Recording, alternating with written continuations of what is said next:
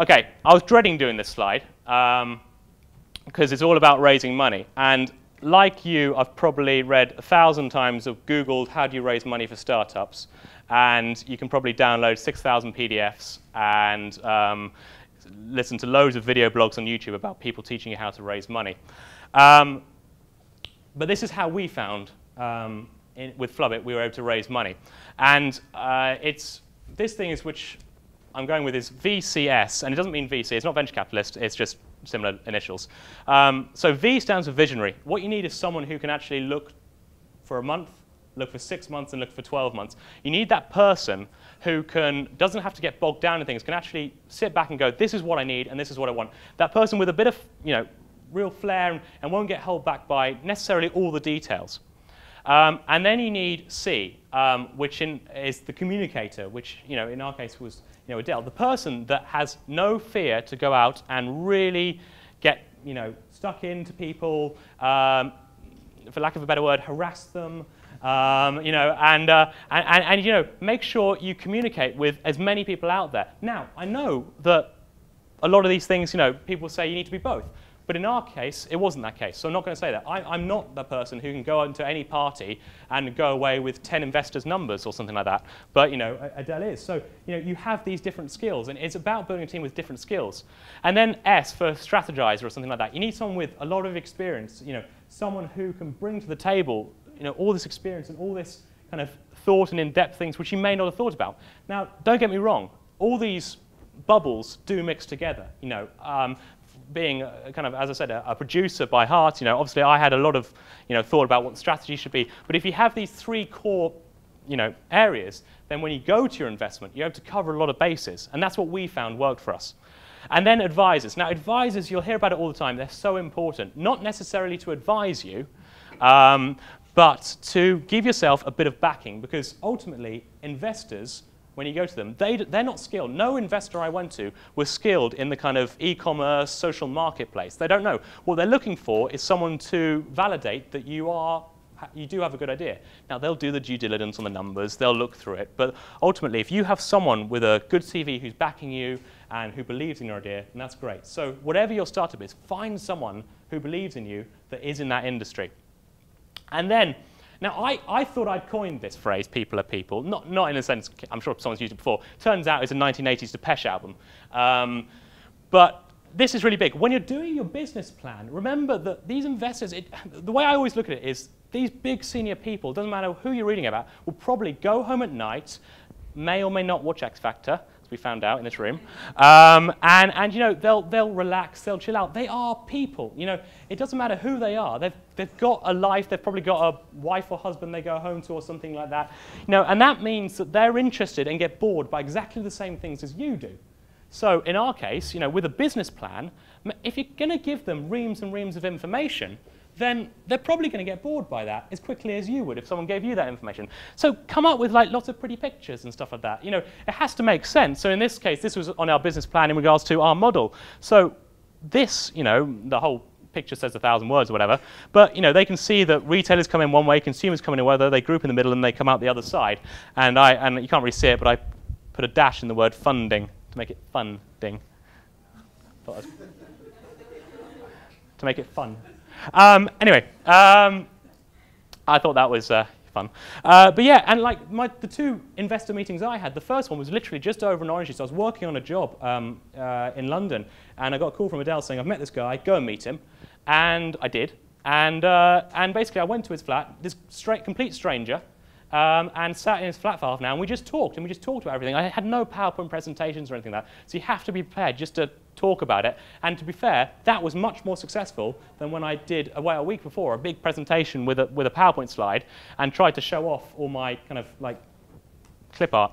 Because I got to know the guy one-to-one, and the fact that he heard the numbers wrong, that's fine. And gave us eventually a bit more money than we wanted. Yeah. Yeah. I read about that thing. It was you asked for 5,000 and he gave you 50. Yeah. But and that was the moral. What do you do? Because basically, I had the meeting. At the end of the meeting, he goes, "Great. Well, 50,000 isn't that much money." I went, kind of said 5.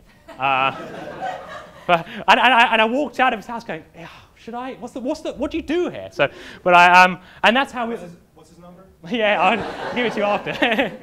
He's a brilliant investor. And you know, and that shows that you need a bit of luck, and we got a bit of luck, and that little seed capital meant that I could leave my job with a bit of security and continue.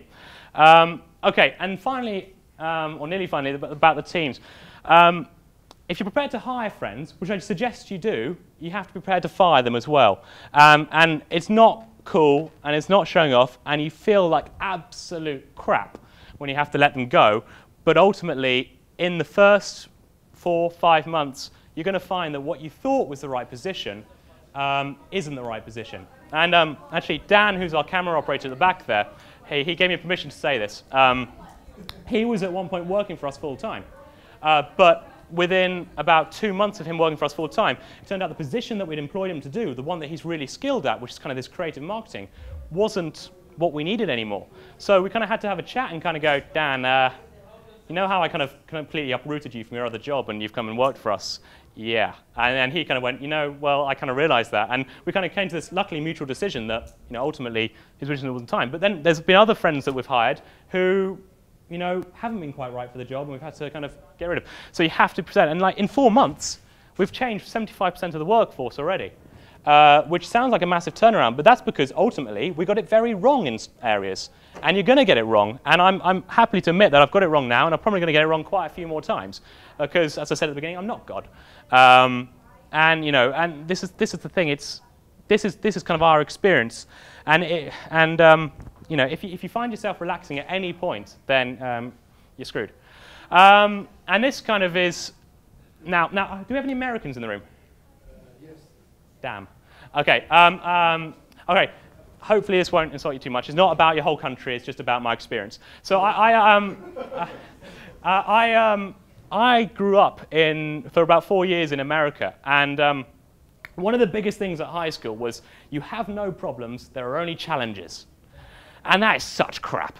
You have problem after problem after problem. And the thing they're trying to get in America, which I understand what they're trying to do, is trying to say, if you see it as a problem, then you're going to get stuck and you're going to go, oh, there's a dead end. But if you see it as a challenge, then it's something you have to overcome.